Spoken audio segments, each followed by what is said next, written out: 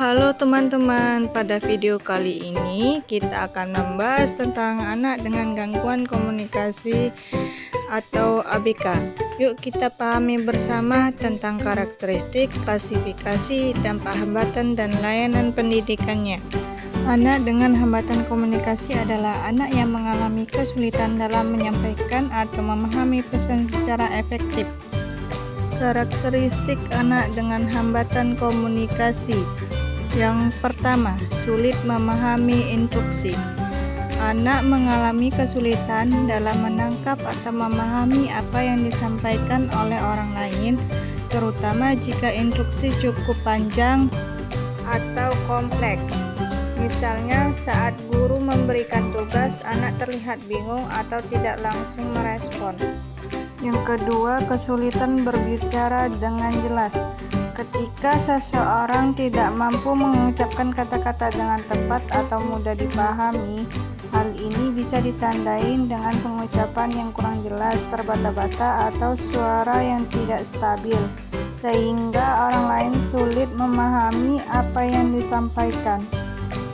Yang ketiga, kesulitan berinteraksi dengan orang lain. Anak yang mengalami hambatan saat berkomunikasi dalam situasi sosial seperti memulai percakapan, merespon lawan bicara, atau mempertahankan percakapan. Akibatnya anak cenderung pendiam atau menarik diri dari lingkungan sosial. Klasifikasi anak dengan hambatan komunikasi. Hambatan komunikasi pada anak dapat diklasifikasikan menjadi beberapa jenis, yaitu yang pertama, gangguan bicara atau speech disorder. Anak yang mengalami kesulitan dalam mengucapkan kata-kata dengan jelas, misalnya gagap atau cadel, sehingga ucapannya sulit dipahami. Yang kedua, gangguan bahasa atau language disorder. Anak yang mengalami kesulitan dalam memahami atau menggunakan bahasa, baik secara lisan maupun tulisan. Misalnya, sulit memahami instruksi dan kesulitan menyusun kalimat. Yang ketiga, gangguan komunikasi sosial. Anak yang mengalami kesulitan menggunakan bahasa dalam interaksi sosial, seperti sulit memulai percakapan atau sulit merespon lawan bicara. Dampak hambatan komunikasi. Hambatan komunikasi pada anak dapat memberikan berbagai dampak dalam kehidupan sehari-hari. Salah satunya adalah rendahnya rasa percaya diri. Anak menjadi ragu untuk berbicara atau tampil karena takut salah atau tidak dipahami oleh orang lain.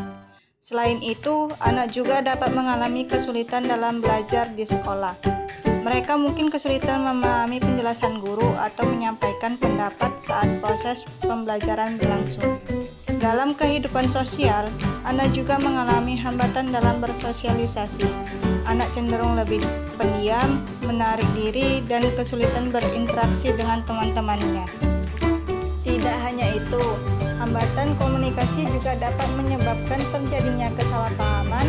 Apa yang disampaikan anak bisa tidak dimengerti dengan baik oleh orang lain, begitu juga sebaliknya. Layanan pendidikan hambatan komunikasi. Untuk membantu anak dengan hambatan komunikasi, diperlukan layanan pendidikan yang tepat dan sesuai dengan kebutuhan mereka. Yang pertama, pembelajaran perlu disesuaikan dengan kemampuan anak, sehingga materi dapat dipahami dengan lebih mudah tanpa memberikan tekanan. Yang kedua, selain itu, penggunaan media visual seperti gambar atau video juga sangat membantu anak dalam memahami informasi yang disampaikan.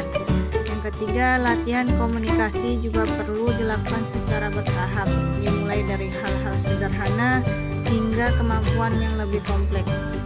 Yang keempat, dukungan dari guru, orang tua, dan lingkungan sekitar sangat penting agar anak merasa percaya diri dan nyaman dalam berkomunikasi. Dan yang kelima, jika diperlukan, anak juga dapat mengikuti terapi wicara dengan bantuan tenaga profesional untuk mengembangkan kemampuan berbicaranya.